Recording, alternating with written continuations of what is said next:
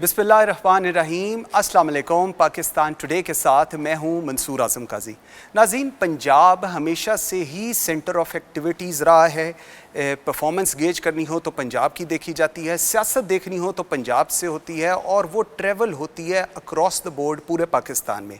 पंजाब में जिसकी हुकूमत हो, वफाक में उसी की हुकूमत होती है। ये over the period of time हम लोगों ने देखा। कोरोना का इम्पैक्ट पाकिस्तान के ऊपर और पूरी दुनिया के ऊपर काफ़ी हावी है, लेकिन एक्सपर्ट्स ये कह रहे हैं कि पाकिस्तान के ऊपर जिस तरह एक्सपेक्टेड था कोरोना का इफ़ेक्ट, वो उस तरह नहीं हुआ। और जिसकी मेजर रीज़न वो तमाम स्टेप्स हैं जो हुकूमतें वक्त में लिए हैं। इसमें वफाकी हुकूमत भी हैं और इसके अंदर सूबाई हुकूमतों के भी बड़े इम्पॉर्टेंट स्टेप्स हैं जो उन्होंने लिए हैं।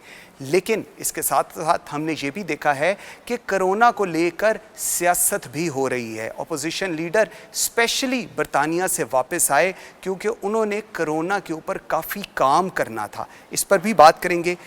गंदम चीनी की जो रिपोर्ट्स हैं वो पब्लिक हो गई हैं और अब उनकी फ्रेंसिक हो रही है जो approximately in next 2-3 days public हो जाएंगी। सो इवेंचुअली ये रिपोर्ट्स और IPPs की जो रिपोर्ट इस वक्त पब्लिक हुई है ये नैब के अंदर जाएंगी और वहाँ पर इनकी प्रॉपरली इन्वेस्टिगेट होगी, जो एक बहुत बड़ा स्टेप है। आज तक किसी हुकूमत ने ये इतना बड़ा स्टेप नहीं लिया, लेकिन नैब की परफॉर्मेंस के ऊपर अपोजिशन के जो कंसर्न्स हैं वो अपनी जगह हैं।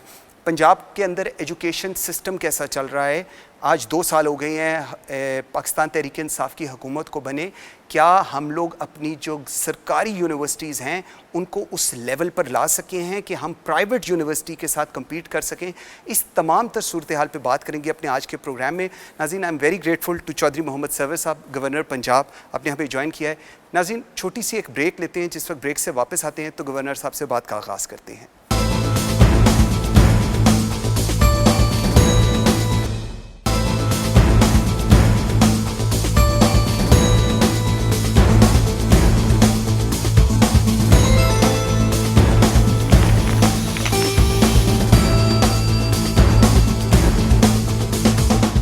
Welcome back after the break. जी नाज़रीन, मेरे साथ हैं चौधरी मोहम्मद सरवर, गवर्नर पंजाब। गवर्नर साहब, थैंक यू वेरी मच जी, very grateful for your time.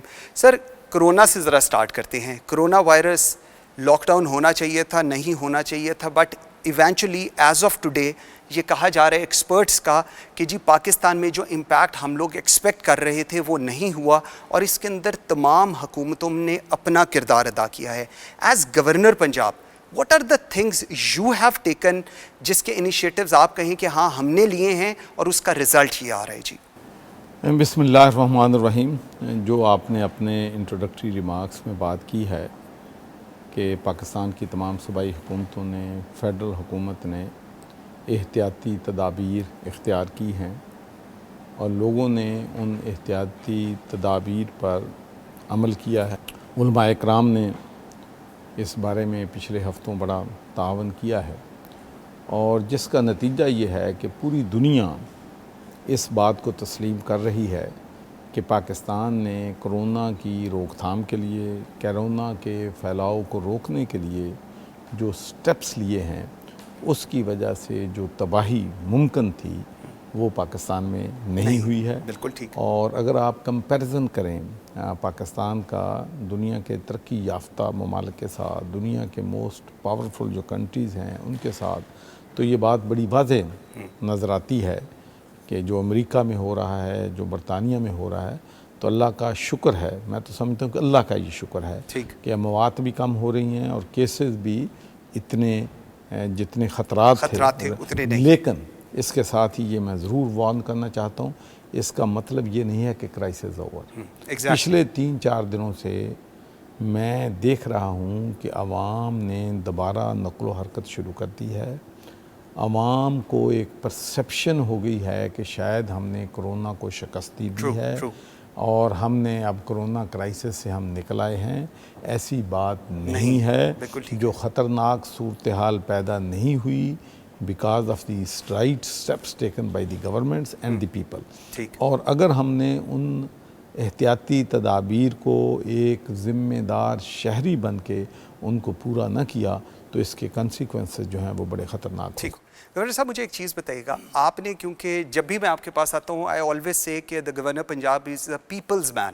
आपके पास हर वक्त, आज भी जब हम आए तो आप बड़े डिस्टेंस पे लोगों के साथ बैठे हुए थे, अभी मेरी रिक्वेस्ट पे आपने मास्क भी उतारा है। मुझे एक चीज़ बताएं, what are the initiatives being the governor Punjab you have taken, जिसके ऊपर आप कहें कि ये चीज़ें मैंने फ्रॉम गवर्नर हाउस की हैं? जी, पहली बात तो ये है कि ज़ाहिर है कि पंजाब गवर्नमेंट ने बहुत से इनिशिएटिव लाए हैं, क्वारंटाइन सेंटर्स खोले हैं, हस्पतालों को इक्विप किया है। यहाँ पर ये जो थी हमारी टेस्टिंग की कैपेसिटी जो थी 3000 थी, वो इंशाल्लाह चंद दिनों में वो 10,000 तक चली जाएगी डेली जो कोरोना टेस्ट होते हैं। बिकॉज़ ये बहुत ज़रूरी है कि जब हम लोगों के टेस्ट करेंगे फिर ही हम आइडेंटिफाई कर सकेंगे कि कौन इसका पॉजिटिव है, किसका नेगेटिव। जहाँ तक एज ए गवर्नर पंजाब आपको मालूम है कि ये कॉन्स्टिट्यूशनल रोल है, तो जब से ये कोरोना शुरू हुआ है तो हमने पहला जो स्टेप लिया वो ये था कि मेरा ख्याल था कि हस्पतालों में रश बढ़ने से, लोगों का वहाँ ज़्यादा जाने से ख़तरात बढ़ते हैं। जो लोग हस्पतालों में जाएंगे वो कोरोना दे के जाएंगे या वहाँ से लेके आएंगे। तो मैंने सोचा इस बारे में और मैंने फ़ैसला किया कि अगर हम टेली मेडिसिन सेंटर हेल्पलाइंस बनाएं तो लोग जो हैं घर बैठे अपने आप को चेकअप करवा लें, अपने आप को एग्ज़ामिन करवा लें। वो टेलीफोन पे भी कर सकते हैं, वो वीडियो लिंक के ज़रिए भी कर सकते हैं। और मैं नेशनल हेल्थ सर्विस यूके का भी मशकूर हूँ कि उनसे हमने सॉफ्टवेयर लिया। तो माशाल्लाह ये बहुत ज़बरदस्त और बहुत कामयाब इनिशिएटिव था। 1 लाख से ज़्यादा लोग जो हैं इन टेली मेडिसिन सेंटर से मुस्तफ़ीद हो चुके हैं और माशाल्लाह अब 35 के करीब हमारे सेंटर जो हैं काम और कर रहे हैं। और उसके बाद फिर एक और मुश्किल पेश आई। वो ये मुश्किल थी कि जब हमारी ख़वातीन, हमारी बहनें फ़ोन करती थीं तो डॉक्टर फ़ोन अटेंड करते थे और उनके लिए मुश्किल ये थी कि वो ख़वातीन जो है फीमेल, उनको अपने जो इश्यूज़ हैं, पर्सनल इश्यूज़, वो नहीं बता सकती।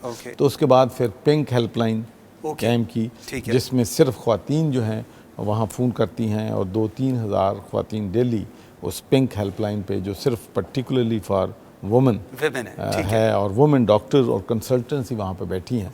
तो इसके बाद फिर उसके बाद देखें चीज़ों से चीज़ें निकलती हैं। उसके बाद मुझे डॉक्टर्स ने, नर्सेज ने और जो हमारे टेली मेडिसिन सेंटर पे 24/7 ड्यूटी देते हैं, उन्होंने कहा कि जी बहुत से लोग फ़ोन कर रहे हैं जिनको पर्सनल एंजाइटी का प्रॉब्लम है, डिप्रेशन है, अनसर्टेनिटी है, बच्चों के मुस्तकबिल का पता नहीं है, लोग अपने बेचारे बेरोज़गार हो गए हैं, कारोबार छोटे छोटे जिनके हैं वो परेशान हैं।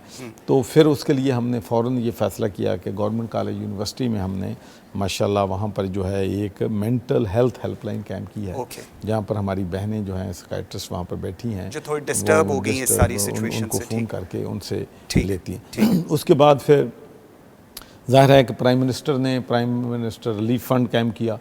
तो यहाँ पर एक फंक्शन हुआ और उसमें माशाल्लाह 40 करोड़ रुपए से ज़्यादा पैसे जो हैं वो ये पैसे हैं जो मैंने जमा करवाएं। इसके अलावा जब प्राइम मिनिस्टर चूँकि टेलीथॉन भी करते हैं तो बहुत से लोग डायरेक्ट जिन्होंने हमें देने थे वो डायरेक्ट उधर दे देते हैं। तो माशाल्लाह उसमें भी अल्लाह का बड़ा एहसान है। और फिर उसके बाद मोर इम्पॉर्टेंटली हमारे पास जब से ये कोरोना क्राइसिस शुरू हुआ है तो हमारे पास ना मास्क की कमी है, ना हमारे पास ग्लव्स की कमी है, ना हमारे पास N95 की कमी है, ना हमारे पास PPE किट्स की कमी है। तो ये मुखय्यर हज़रात हमें माशाल्लाह ये चीज़ें जो हैं बड़े फ़राख दिली के साथ वो प्रोवाइड कर रहे हैं। और हम फ्रंट लाइन पे जो हमारे डॉक्टर्स, नर्सेज जो हमारी जंग लड़ रहे हैं उनको हम फराहम कर रहे हैं, क्योंकि उनकी जो प्रोटेक्शन है ये वो दैट्स वेरी इंपॉर्टेंट। ठीक है, अच्छा थोड़ी सी मैं बात करना चाहूँगा। अभी ये रमज़ान स्टार्ट हो गया है, तरावियों की बात हुई, हमने देखा सऊदी अरब में उम्रा बंद हो गया, अभी शॉर्टली हज के लिए भी उनकी कोई नोटिफिकेशन आ जाएगी। जो उन्होंने एज ब्रैकेट दी है गवर्नर साहब, आप और मैं जो 50 से नीचे हैं वो तो तरावियाँ पढ़ने जाएंगे, तो जो हमसे बड़े हैं सर फिर हम हैं 50 से नीचे, मैं तो नहीं मतलब आप मुझे बताए तो सही, फिर जो दरमियान की बकेट है उसका क्या होगा? देखें जी, ये तो हुकूमत पाकिस्तान और उलमा इकराम की मुशावरत से ये फ़ैसला हुआ है, लेकिन इसमें बेपनाह मुश्किलात हैं। बिल्कुल हैं। इसकी इम्प्लीमेंटेशन जो है वो बहुत बड़ा चैलेंज है। ट्रू। लेकिन उलमा इकराम ने कमिटमेंट दी है और जो मैनेजमेंट कमेटीज़ हैं मसाजिद की, उन्होंने कमिटमेंट दी है ठीक है। कि हम SOP बनाएंगे जिसमें 6 फुट का फासला जो है सोशल डिस्टेंसेस रखेंगे। ठीक है। लेकिन इसमें बेपनाह ख़तरात Exactly. डेफिनेटली हैं। बिल्कुल ठीक। और मेरी अल्लाह से दुआ है कि ये हमारे उलमाए कराम जो हैं, जो वादे उन्होंने किए हैं हुकूमत से, उनको पूरे करें। लेकिन एक बात प्राइम मिनिस्टर ने भी कही है, मैं भी इसको रिपीट करना चाहता हूँ कि खुदा न खास्ता अगर कोरोना वायरस किसी स्टेज पे आउट ऑफ कंट्रोल हो गई, ख़तरात बढ़े, तो फिर हमें मुश्किल फ़ैसले जो हैं वो करने पड़ सकते हैं। थोड़ी सी सियासत पे चलते हैं। एक डिस्कशन शुरू हो गई कि जी नेशनल कंसेंसस होना चाहिए, नेशनल गवर्नमेंट होनी चाहिए, और अपोजिशन लीडर को पता नहीं किसने क्या कहा एंड ऑल दैट। ये क्या सिचुएशन है कि र्यूमर्स हैं? बिकॉज आज भी ये टॉपिक ऑफ डिस्कशन हो रहा होता है कि जी कोई नेशनल गवर्नमेंट बन रही है। क्यों ऐसी बातें हो रही हैं? देखिए, मैं बताऊं कि ये पाकिस्तान की हिस्ट्री है। आप देख लें कि 2008 में जब पीपल्स पार्टी की गवर्नमेंट थी फेडरेशन में, तो हर हफ्ते कहते थे कि आज चला जाएगा, आज हुकूमत टूट जाएगी, दूसरी हुकूमत आ जाएगी, फलां हो जाएगा। फिर 2013 के बाद नून की हुकूमत आई, वो भी रोज़ ही जा रही है, उसमें भी रोज़ जा रही होती थी, रोज़ आ रही होती थी।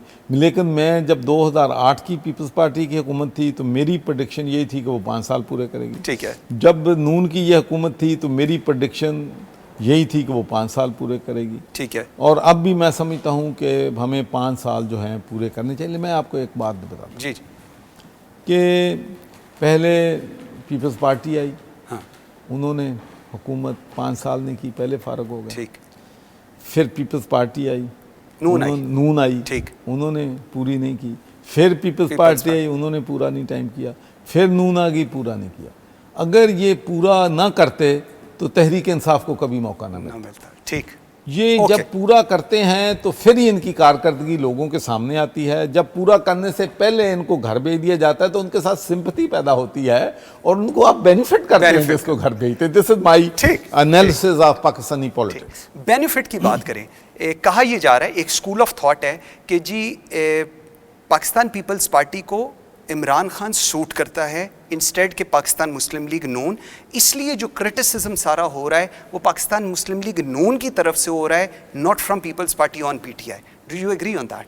देखिए, मैं समझूं कि पीपल्स पार्टी भी अपोजिशन का किरदार अदा कर रही है, नून भी अपोजिशन का किरदार जो है अदा कर रही है। मेरा नहीं ख्याल कि किसी किस्म से हमें कोई रिलीफ जो है, कोई हमारी जो मुखालिफ पार्टी है हमें किसी किस्म का कोई रिलीफ या बेनिफिट दे रही है। लेकिन ये पॉलिटिक्स का हिस्सा है, सियासत का हिस्सा है। लेकिन मैं ये कहना चाहता हूँ कि बहुत बड़ा चैलेंज था और लीडरशिप की ज़रूरत थी। और अब दुनिया एक तो इस बात को भी तस्लीम करती है कि जो हमने मेजर्स लिए हैं वो कामयाब लिए हैं, हमने जो फ़ैसले किए हैं वो ठीक किए हैं। इसके साथ साथ ही जो सोशल प्रोग्राम है हमारा, जो लोग इस वक्त बेचारे 120 जो हैं 1 करोड़ 20 लाख जी लोग जो हैं वो बेरोज़गार हो गए। और आप देख लें कि फिर उनको राशन और उनको 12,000 रुपया पर ख़ानदान ये पहुंचाना जो है, मैं समझता हूँ कि एक बहुत बड़ी ये कामयाबी है। इसमें किसी किस्म की सियासत मुलव्वस नहीं है, इसमें किसी किस्म की कोई ऐसी बात नहीं कि ट्रांसपेरेंसी नहीं है, अकाउंटेबिलिटी है, ट्रांसपेरेंसी है। तो इसके अलावा और भी ट्रेडर्स को बहुत सारे इंसेंटिव दिए हैं, कंस्ट्रक्शन को बहुत सारे इंसेंटिव दिए हैं। तो मैं समझता हूँ कि जिस हिसाब से, जिस तरीके से, जिस विज़न के साथ हुकूमत ने मामलात को टैकल किया है, मैं समझता हूँ कि जो अच्छा काम करे उसको अप्रिशिएट करना चाहिए, सपोर्ट करना चाहिए। अगर हम में कमज़ोरियाँ हैं, खामियाँ हैं तो क्रिटिसाइज़ करें, हम अकाउंटेबल हैं। जब हुकूमत में होते हैं तो लोग आपको क्रिटिसाइज़ करते हैं, मुझे करते हैं, लेकिन हम उस क्रिटिसिज्म को पॉजिटिव सेंस में लेते हैं। लेकिन एक बात ज़रूर मैं कहूँगा तमाम पॉलिटिकल पार्टी के, तमाम मज़हबी, कि खुदा के लिए this is the worst time our nation is going through. Exactly. इससे मुश्किल वक्त तरीन कम अज़ कम मेरी ज़िंदगी में, I went through crisis after crisis. बरतानिया में भी, वो भी मेरी लाइफ में nothing is smooth in my life. बिल्कुल ठीक। मेरी लाइफ ऑलवेज 2 महीने में सुकून के गुजारता हूँ, 3 महीने क्योंकि मतलब मेरे पता नहीं, मैं बनाता नहीं, दुश्मन बन जाते हैं तो अच्छा, और लेकिन ये टाइम जो है इतना ख़तरनाक, इतना मुश्किल टाइम पूरी कौम के लिए, बिल्कुल पूरी कौम के लिए, हमारे लिए, हम सब के लिए, इसलिए कि we care about people, we feel the suffering of the people, we feel the pain of the people. हमारे लिए कोई आसान काम नहीं है हुकूमत के लिए इन हालात में हुकूमत करना, जबकि हमें पता है कि कितने लोग बेरोज़गार हो गए हैं, कितने लोगों के बिज़नेस तबाह हो गए हैं। ठीक हो गया। छोटा छोटा बिज़नेस का क्या बना है। ठीक। अच्छा गवर्नर साहब, मुझे एक चीज़ बताएं, अभी 2 साल हो गए हैं आप लोगों को हुकूमत में आए हुए, और एक जो नारा था अकाउंटेबिलिटी का, हम वो देखते हैं, ये कहा जाता था जी, इमरान खान साहब ने कहा कि मैं इन सबको अंदर बंद करूंगा, जेलों में डालूंगा। वो सब कुछ किया और उसके बाद वो सारे रिहा हो गए, फिर मुल्क से बाहर चले गए और ज़मानतों पर बाहर फिर रहे हैं। सो जो खान साहब ने कहा था वो ठीक था। जो अपोजिशन इस वक्त नैरेटिव बेच रही है, जो कह रही है, जो लोग बाय कर रहे हैं कि जी क्योंकि हम बेगुनाह थे, हमें गलत बंद किया गया था, दैट्स द रीज़न कोई चीज़ हमारी प्रूव नहीं हुई एंड वी आर आउट। मैं बताऊँ, हमारा मुल्क बदकिस्मती से वो मुल्क है जिसमें लूप होल्स बहुत ज़्यादा हैं। जब सुप्रीम कोर्ट के और हाई कोर्ट के जजेस ये कहें कि इन्वेस्टिगेशन नाकस होने की वजह से, प्रोसिक्यूशन नाकस होने की वजह से, अदालतों में देखें, अदालतों ने जो फैसले करने हैं उन्होंने एविडेंस पे करने हैं। ठीक है। जब एविडेंस पाइल अप नहीं होता तो अदालतें जो हैं वो मुल्ज़म को छोड़ना, उनके अलावा कोई ऑप्शन ही नहीं है। तो इसलिए एक तो हमारा निज़ाम जो है, मैं समझता हूँ कि जो हमारा जुडिशल निज़ाम है इसमें होल से रिफॉर्म्स की ज़रूरत है। हमें अपनी इन्वेस्टिगेशन पुलिस को बेहतर करना पड़ेगा, हमें अपनी प्रोसिक्यूशन को बेहतर करना पड़ेगा, हमें अपने फ़ैसले जो जजेस 10-10 साल 15-15 साल फ़ैसले नहीं होते वो स्पीडी जस्टिस लाना पड़ेगा, सस्ता इंसाफ हमें लाना पड़ेगा। तो ये सारी चीज़ें ना होने की वजह से जो हमारा जुडिशरी सिस्टम है उसमें मुश्किलात हैं। और दूसरा मैं ये भी कहना चाहता हूँ कि ज़मानत होने का ये मकसद नहीं है कि पर्सन इज़ प्रूव्ड इनोसेंट। लेकिन गवर्नर साहब, आप नहीं समझते कि जो जिस तरह बात कर रहे हैं अभी, एक और चीज़ नहीं, जितने लोग शहबाज शरीफ साहब के साथ हुकूमत में थे, उनके PSOs and all that, they all are placed in Punjab. हर एक टॉप पोजीशन जो है इस वक्त, वो all the bureaucrats they are there. So investigation किस तरह फिर ठीक की जाएगी? देखिए मैं अर्ज़ करूँ जी, पहली बात तो ये है कि जो ब्यूरोक्रेट्स हैं वो तो नंबर्स उनका वही है। या तो ये हो गया ब्यूरोक्रेट्स जो हैं उनके हम नए ब्यूरोक्रेट्स ले आए, ठीक, वही ब्यूरोक्रेट्स हैं। अगर एक चीज़ें जो अवेलेबल हैं तो उन्हीं में से आपने जो भी बेस्ट आपको लगता है वो उसको आपने लेना है। तो इसलिए एक तो ये क्रिटिसिज्म कि हम जनाब सारे जो उनके ब्यूरोक्रेट्स हैं, मैं समझता हूँ कि इसलिए तो हम जो वेस्टर्न नेशंस हैं वहाँ पे ब्यूरोक्रेट किसी का नहीं होता, ब्यूरोक्रेट न्यूट्रल होता है। ब्यूरोक्रेट फैसले जो है ब्यूरोक्रेट न्यूट्रल गैर सियासी बुनियादों पे करता है। नहीं, उसकी वजह है ना, क्योंकि वहाँ पर मेंबर ऑफ पार्लियामेंट रहा, मैं एक कांस्टेबल का तबादला नहीं करा सकता। बिल्कुल ठीक है। वहाँ पे प्राइम मिनिस्टर किसी का तबादला नहीं करवा सकता। तो वहाँ पर इंस्टीट्यूशन बिल्ड हो गए हैं। तो हमें भी इस तरफ मूव करना है, और यही पाकिस्तान तहरीक इंसाफ की सियासत थी। और इसी सियासत की वजह से मैं पाकिस्तान तहरीक इंसाफ में आया था। एक तो लोकल लेवल पे जो लोकल गवर्नमेंट का, मेरा बल्दियात का निज़ाम का मेरा जो जहन है कि जो है पावर जो है निचली सतह तक मुंतकिल होनी चाहिए। दूसरा, अदारों को डीपोलिटिसाइज करने का, और ये हमने कामयाब तजर्बा किया है अपना खैबर पख्तूनख्वा में, जिसमें हमारी पुलिस और ब्यूरोक्रेसी जो है इंडिपेंडेंट तरीके से ट्रांसफ़र, पोस्टिंग, प्रमोशन करती थी। और अब मैं भी समझता हूँ अब भी पंजाब में काफ़ी हद तक हमने एम्पावर जो है किया है। जो चीफ सेक्रेटरी साहब हैं या IG साहब हैं, हमारी कोशिश होती है कि हम उनकी पोस्टिंग, ट्रांसफ़र, प्रमोशन में किसी किस्म का भी अमल दखल जो है वो ना दें, वो अपने फ़ैसले करें और मेरिट पे फैसले। Governor sahab, are you satisfied with the current bureaucracy, the way Punjab is being managed? देखिए, एक पहली बात तो यह है कि nothing is perfect in life. नहीं, अदरवाइज आर यू लेकिन मैं ये समझता हूँ कि ख़ासकर ये कोरोना क्राइसिस के दौरान मेरी अपनी सोच ये है कि all our district management and police officers are working extremely hard to implement the government policy, to deal with the masses. और कोरोना के ख़िलाफ़ जंग में ये अपना एक बड़ा अहम रोल अदा कर रहे हैं। मैं एक दिन बेस बदल के गया चेक पॉइंट्स पे, तो यकीन माने कि I felt sorry for those officer जो धूप में खड़े हैं, हर रिक्शा को चेक कर रहे हैं, हर गाड़ी को चेक कर रहे हैं, हर मोटरसाइकिल को चेक कर रहे हैं।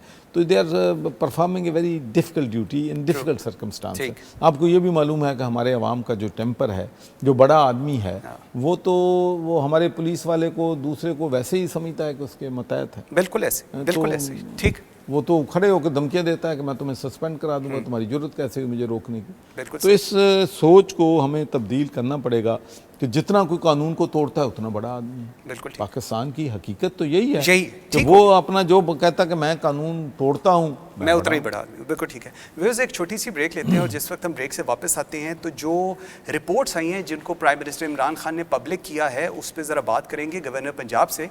मेरे साथ रहिएगा।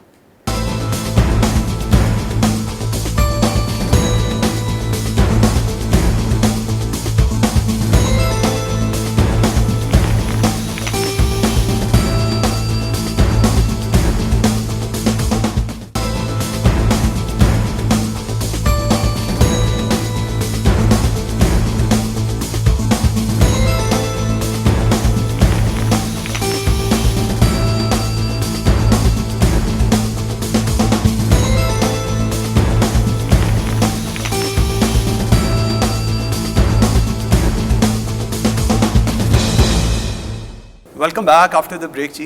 गवर्नर साहब, मुझे एक चीज़ बताइएगा, अभी हमने देखा कि गंदम की और चीनी की रिपोर्ट्स आई, उसको पब्लिक किया गया, फिर उसके बाद प्राइम मिनिस्टर ने कहा उस चीज़ को पब्लिक करो, फिर उसके बाद अब फ्रेंसिक हो रही है और मेरे ख्याल में अगले 2-3 दिनों या हफ्ते के अंदर वो उसका रिज़ल्ट भी आ जाएगा। IPPs का हुआ, प्राइम मिनिस्टर ने कहा इसको पब्लिक किया जाए, which is a very good step. मैं एक्नॉलेज करता हूँ, आज तक पाकिस्तान की हिस्ट्री में ये नहीं हुआ।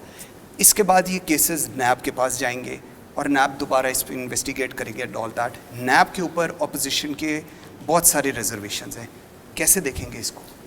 पहली बात तो ये है कि मैं आपका शुक्रगुजार हूँ कि आपने इस बात को रिकग्नाइज़ किया, तस्लीम किया कि ये पाकिस्तान की तारीख़ में पहली दफ़ा हुआ है कि किसी इशू पे तफ्तीश हुई है और उसकी जो भी तफ्तीश की रिकमेंडेशंस हैं या उनका कंक्लूशन है उसको बगैर डाट कॉमा तब्दील हुए आवाम के नोटिस में लाया गया है। Agreed. और मेरा ख्याल है कि ये पहले ना आटे के बहरान में, ना चीनी के बहरान में, इवन हमूदुर रहमान कमीशन जिससे पाकिस्तान टूटा था, उसको भी इस तरीके से जो है पब्लिश जो है वो नहीं किया गया।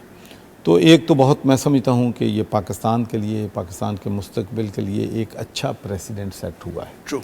कि भाई इन्वेस्टिगेशन होनी है, दोस्त है, दुश्मन है, भाई है, कोई और है, सबके सामने आना चाहिए और लॉ के सामने सब बराबर है। चाहे वो PTI है, नून है, काफ है, जमात इस्लामी है, पीपल्स पार्टी है, लॉ जो है वो सब के लिए एक तो ये ठीक। दूसरा ये है कि फोरेंसिक हो रहा है और फोरेंसिक के बाद जो भी आएगा, जो भी जिम्मेदार होगा, उसको नैब ने भी कहा है कि हम उसकी तफ्तीश जो है करेंगे। तो मैं समझता हूँ कि इसको जितना भी इनकरेज किया जाए इस चीज़ को करना चाहिए कि प्राइम मिनिस्टर ने ये नहीं देखा कि मेरी पार्टी के लोग हैं, दूसरी पार्टी के लोग हैं, कौन लोग हैं। उन्होंने आपको मालूम है कि जब चीनी और आटे का बहरान हुआ था तो उन्होंने कहा था कि मैं जो है इंडिपेंडेंट तहकीक कराऊंगा और उस तहकीक के जो भी रिजल्ट होंगे मैं पब्लिक के सामने पेश करूँगा। बहुत से लोगों को रिजर्वेशन नहीं मानते थे, लोग नहीं मानते थे। मैं खुद कहता हमारी था कि अपनी पार्टी के लोग नहीं मानते थे ये पॉसिबल है, हमारी अपनी पार्टी के लोग कहते हैं पॉसिबल नहीं है, लेकिन ही मेड इट पॉसिबल। अच्छा, अब यह है कि जो भी फैसले करेंगे वो नैब करेगी या हुकूमत करेगी, FIA करेगी, जो भी इसमें शामिल होंगे जिससे नुकसान पहुंचाए। लेकिन इसमें फ़र्क हमें ज़रूर, जब हम चीज़ों को देखते हैं तो हमें पास्ट गवर्नमेंट्स और करंट गवर्नमेंट का जो सोच है, ठीक है, और जो अमल है वो ज़रूर उसका कंपैरिजन ज़रूर होना चाहिए। 22 अरब रुपए की सब्सिडी दी गई गन्ने की, 22 अरब की कोई तफ्तीश नहीं हुई, किसी ने नहीं पूछा कि किसको पैसे दिए, क्यों दिए, कब दिए, क्यों एक्सपोर्ट की, क्यों एक्सपोर्ट पे इतनी सब्सिडी के बाद महंगाई हुई तो क्यों हुई। 3 अरब के दिए हैं और पूरी तहकीक जो है ठीक वो हुई है। अच्छा, अब IPPs की बात आपने की। देखें, बात यह है कि कोई मुल्क दुनिया का तरक्की नहीं कर सकता, खुशहाली नहीं ला सकता जहाँ पर रेट ऑफ इंटरेस्ट कम नहीं होगा, यहाँ पर कास्ट ऑफ डूइंग बिजनेस कम नहीं होगी। बिल्कुल ठीक है, ऐसे ही है ये भी तो। अच्छा, अब सवाल ये पैदा होता है कि हर 4 साल के बाद, 5 साल के बाद 500 अरब सर्कुलर डेट हो जाता है, फिर 1000 अरब पे जाता है, फिर 2000 अरब पे जाता है। तो क्वेश्चन हमने ये करना है कि क्यों जाता है ये भाई। प्राइसेस भी ज़्यादा हो गई हैं पहले से, गैस की कीमत बढ़ गई, इलेक्ट्रिसिटी की कीमत बढ़ गई, लेकिन फिर बढ़ रहा है। तो उसके बाद प्राइम मिनिस्टर ने नोटिस लिया और समझा कि इसमें IPPs के जो माहदे हुए थे या उसके बाद जो मसले हुए थे उसकी वजह से इस मुल्क में जो करंट जो सर्कुलर डेट है वो फ़ौरन ही फिर दोबारा बहुत ज़्यादा हो गई। ठीक है, उसके बारे में भी तहकीक हुई, ठीक, सबके सामने बिल्कुल है। ऐसे ही। उसके भी रिजल्ट जो थे वो भी सामने आ गए। अब उस पर फर्दर इन्वेस्टिगेशन होगी। तो मैं समझता हूँ कि ये ट्रांसपेरेंट, अकाउंटेबल, ऑन मेरिट हुकूमत चलाने का इससे ज़्यादा सबूत जो है वो पाकिस्तान तहरीक इंसाफ की हुकूमत नहीं दे सकती। गवर्नर साहब मुझे एक चीज़ बताएं, अभी आपने IPPs की बात की, मैं वो गंदम पे दोबारा आ जाते हैं। 97 अरब की इन्वेस्टमेंट हुई और 203 अरब प्रॉफिट कमाया गया। 97 अरब पे मैं आपको बताता हूँ, 203। सो मतलब ये जो हमारा सर, मेरा सवाल सिर्फ जो कॉम्पिटिटिव कमीशन ऑफ पाकिस्तान है जिसको अब प्राइम मिनिस्टर ने डिसॉल्व कर दिया है, जो रेगुलेटर है इस चीज़ का, वो फिर क्या कर रहे थे? मतलब एट दैट पूरे 8-9 साल में दे ऑल वर क्वाइट। मैं अर्ज करूं जी, जब करप्शन करने पे एंटी करप्शन आप लगा दें और एंटी करप्शन खुद करप्शन शुरू कर दे, ठीक, ठीक है, ठीक है जी। फिर उस बाद रेगुलेटरी बना दें। जब अदारों पे जितनी देर पॉलिटिकल इन्फ्लुएंस रहेगा, ऐसा ही होता रहा है। अब हमारी कोशिश है कि अदारों से पॉलिटिकल इन्फ्लुएंस को हम एक साइड पे कर दें, ओके, अकाउंटेबल हो। सारी दुनिया में जो हैं लोग अकाउंटेबल होते हैं। मिनिस्टर्स जब होते हैं कैबिनेट में, उनके खिलाफ छोटी सी भी बात आती है तो वो फ़ौरन अपनी कैबिनेट से पूरी दुनिया में लोग जो हैं रिज़ाइन कर देते हैं। और पाकिस्तान में सिर्फ हमारी हुकूमत में हुआ है। सब्तैन खान ने रिज़ाइन किया है, पंजाब से अलीम खान ने रिज़ाइन किया है, और अपना वफाक में नहीं किया, लेकिन नहीं, वफाक में मिनिस्ट्रीज चेंज हो गई। नहीं, मिनिस्ट्री उसने किया, अपने क्या नाम है, सवाती साहब ने किया, सवाती साहब को बाबर अवान ने किया था, बाबर अवान ने किया। सो मैं कहता हूँ एक प्रेसिडेंट, एक अच्छी प्रेसिडेंट हम जो है लोग सेट जो है वो कर रहे हैं। अच्छा गवर्नर साहब मुझे एक चीज़ बताएं, एक ये आपका, मैं पंजाब की हद तक I agree with it, I endorse what you are saying. वफाक के अंदर मेरा थोड़ा सा व्यू पॉइंट फ़र्क है। क्या मजबूरी है कि खुसरो बख्तियार हों या ये जितने लोग हों, इनको हुकूमतों में, हर हुकूमत में होना ज़रूरी है? पिछली हुकूमत में standing committee for foreign affairs थे, इसमें पंजाब की जो फाइनेंस मिनिस्ट्री है वो छोटे भाई के पास है। Why it's important? आप लोगों का जो विजन है PTI का, वो तो दैट्स ऑल टुगेदर डिफरेंट। ये एक पार्लिमानी सिस्टम है और पार्लिमानी सिस्टम में जिन लोगों ने भी इलेक्ट होके आना है उन्होंने हुकूमत में जाना है, ठीक है जी। अच्छा, इसके साथ साथ जब हमारा सिस्टम जो है अभी पार्टी से, हमारा जो सिस्टम है उसमें अनफॉर्चुनेटली इलेक्टेबल मैटर करते हैं। जब इलेक्टेबल मैटर करने बंद हो जाएंगे, हम पार्टी सिस्टम को मजबूत कर देंगे। लेकिन पार्टी सिस्टम मजबूत हो नहीं सकता जब तक हम पार्टियों में जमहूरियत नहीं लेके आते। हम मुल्क में जमहूरियत चाहते हैं, पार्टियों में जमहूरियत लाते। हम पंजाब की असम्बली चाहते हैं, फेडरल की असम्बली चाहते हैं, लेकिन जो 2 लाख हमारे लोकल गवर्नमेंट के नुमाइंदे हैं हम उनको नहीं चाहते। और ये हमारी बदकिस्मती है कि जब डिक्टेटर आते हैं तो वो बल्दियात को मजबूत करते हैं, जब इलेक्टर लोग आते हैं तो उनको कमज़ोर करते हैं। अच्छा। तो ये जो खराबियाँ हैं, ठीक, ये ओवरनाइट तो नहीं दूर हो सकती, ठीक, लेकिन हमारी कोशिश ये ज़रूर है कि हम स्लोली अदारों को भी डीपोलिटिसाइज कर दें, लोगों को हम एम्पावर कर दें, फिर चेक एंड बैलेंस का एक निज़ाम ऐसा रखें जब कि कोई भी गलत काम करे तो वो कानून की गिरफ्त में आ जाए, चाहे वो बड़ा है, चाहे उसका किसी भी सियासी जमात से ताल्लुक। जब हम बात करते हैं ना, पूरे कौम भी है, मुल्क भी है और एक सल्तनत भी है, इसके अंदर एक चीज़ जो मेरे ख्याल में ये डिस्कशन हमारी होनी चाहिए, क्या पार्लिमानी फॉर्म ऑफ गवर्नमेंट हमें सूट करता है या सदारती निज़ाम हमें सूट करता है? मैं क्यों कह रहा हूँ, जो चीज़ आप लोग इनिशिएटिव लेना चाहते हैं, जब आप पार्लियामेंट के पास जाते हैं, पार्लियामेंट उठा के बाहर फेंकती है। सो प्रैक्टिकली आप लोग, पाकिस्तान तहरीक इंसाफ या वो तमाम लोग जो कुछ भी चाहते हों, वो नहीं कर सकते जब तक पार्लियामेंट की बाइंग नहीं आएगी। बिकॉज इसमें हर एक का हो सकता है, मेरा भी हो सकता है, किसी और का भी हो सकता है, लेकिन सवाल ये है कि जो कॉन्स्टिट्यूशन बना पाकिस्तान का, वो तमाम जमातें मुत्तहिद थी, और जितनी पोलराइजेशन जमातों में अब हो चुकी है, तो किसी सूरत में भी कंसेंसस बनने की सूरत हमें नज़र नहीं आती। तो ये जो इतनी बड़ी चेंज अगर लानी होती है तो फिर कंसेंसस बिल्ड करने पड़ते हैं। What's your take on that? मैं इस पे कमेंट इसलिए नहीं करना चाहता कि एक नई बहस जो है इस सिलसिले में शुरू हो जाएगी, लेकिन मैं समझता हूँ कि अगर ये पार्लिमानी सिस्टम जो है इसको कंटिन्यू रखा जाए, तो इसको चलने दिया जाए, अदारों को मजबूत कर दिया जाए और लोकल गवर्नमेंट को मजबूत कर दिया जाए, तो सिस्टम बेहतर हो। देखें क्यों क्यों इम्पॉर्टेंट है MNA-MP इम्पॉर्टेंट इसलिए है कि लोकल गवर्नमेंट का भी काम वो करता है, दूसरा भी करता है। हालांकि पूरी दुनिया में मैं जहां मेंबर ऑफ पार्लियामेंट रहा हूं, जब मैं ग्लासगो सिटी काउंसलर था और चेयरमैन था जनरल पर्पस कमेटी का, I was a very powerful person. फैसले करता था, बिलियन बजट जो है पाउंड का मेरे पास था, सारे मेरे मोहताज होते थे कि किसको कहाँ पे क्या करना है। लेकिन जब मैं मेंबर ऑफ पार्लियामेंट बना तो मुझे ऐसे पता चला कि मेरी तो पावर ही नहीं रही मेरे पास। मैं तो अपने जो है सड़क नहीं बनवा सकता अपने मोहल्ले की, मैं नाली नहीं बनवा सकता, मुझे सफाई के लोगों को टच करने के लिए भी अपने काउंसलर को कहना पड़ता है या किसी लोकल गवर्नमेंट के बंदे को कहना पड़ता है। तो ये हमें एक्सेप्ट करना पड़ेगा कि हमें अपना एम्पावर, जब हम लोकल गवर्नमेंट को, बल्दियात को कर देंगे तो फिर जो इस वक्त MNA और MPA की पोजीशन है, जो पावर वो एंजॉय करता है, वो खुद कम हो जाएगी। शाह साहब मुझे एक चीज़ बताइए, कितना ज़रूरी है कि मेरा बाप भी सियासतदान हो, मैं भी सियासतदान हूँ, मेरा बेटा भी सियासतदान हो और ख़ानदान के ख़ानदान हुकूमतों में भी हों, वजारतों में भी हों, ये कितना ज़रूरी है पाकिस्तान देखें, के एक बात आपकी बिल्कुल दुरुस्त है कि हमें कोशिश है ये करनी, लेकिन एक बात मैं बताऊँ आपको, this is my experience during 2018 में। जिन सीटों पर कोशिश की कि वालिद साहब MNA आ जाएं, भतीजा MPA आ जाए और बेटा दूसरी तरफ MP आ जाए, वहाँ पर हमारे सारे कैंडिडेट हार गए। लोगों ने इस दफ़ा एक फैमिली में बहुत कम, इक्का दुक्का जगह हैं जहाँ पर एक फैमिली के 2 लोग कामयाब हुएंगे।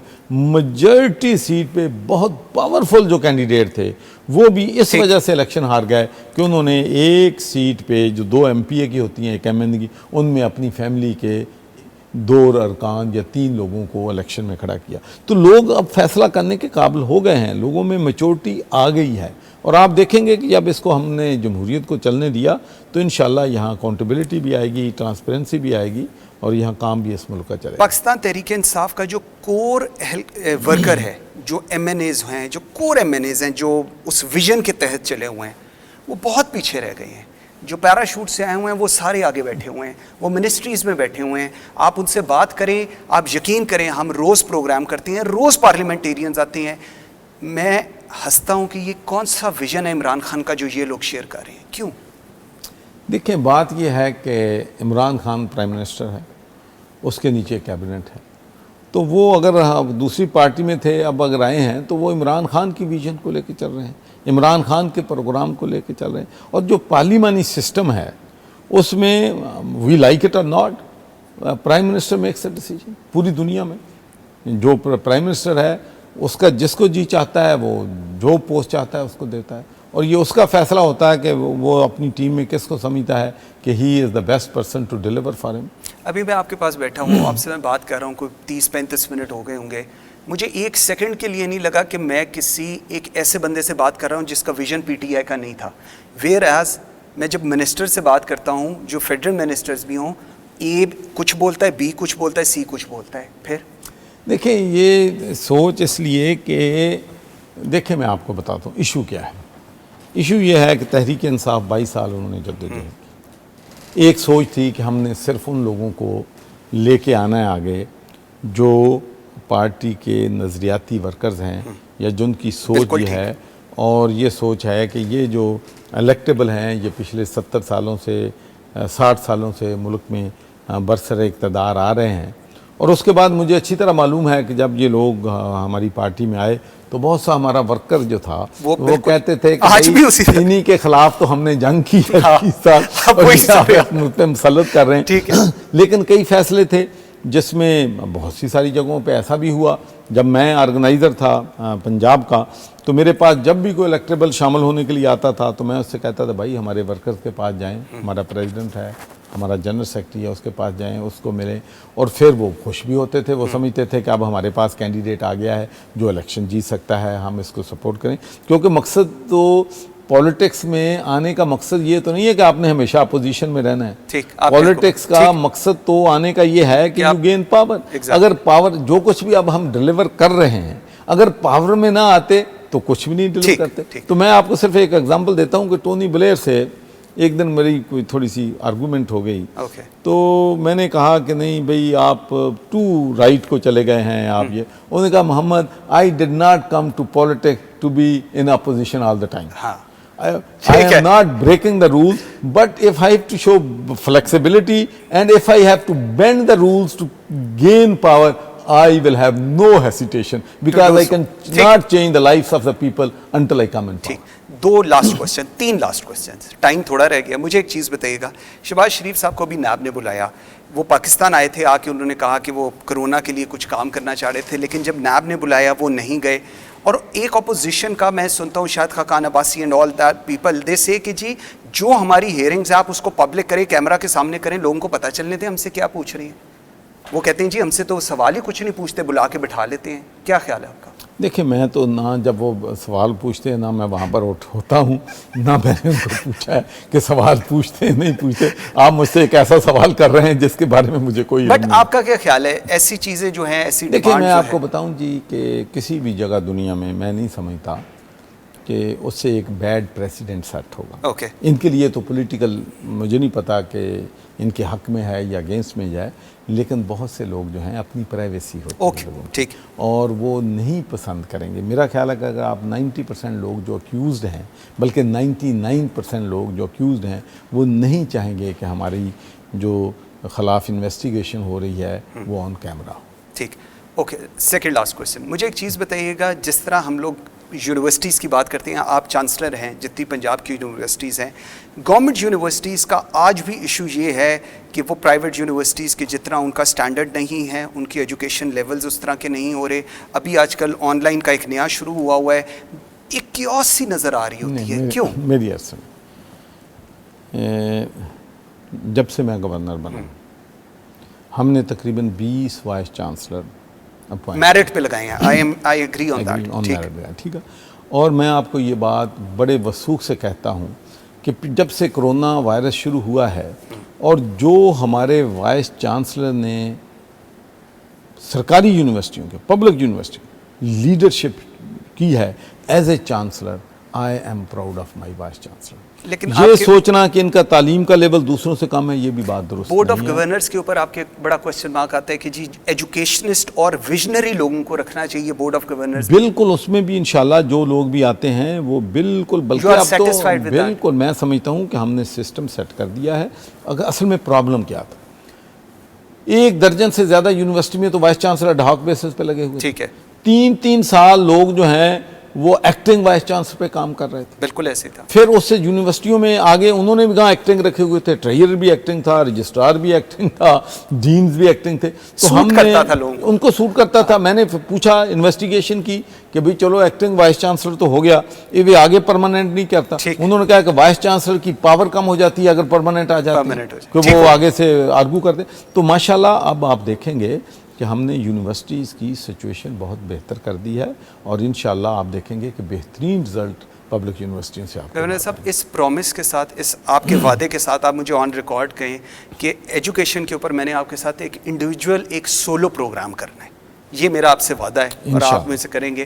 Thank you very much Chaudhry Mohammad Sarwar, governor Punjab. जो कुछ आजकल इस वक्त सिचुएशन है, आई एम वेरी ऑप्टिमिस्टिक। जिस तरह की बात गवर्नर साहब ने की है, ही वॉज वेरी कैंडिड और बड़ा क्लियर उनका माइंड था। यही माइंड होना चाहिए अगर आपने सियासत को इबादत समझना है। Thank you very much for watching Pakistan today. You can follow us on Facebook and Twitter. मुझे मंसूर आजम काजी को इजाज़त दीजिए। अल्लाह हाफिज़।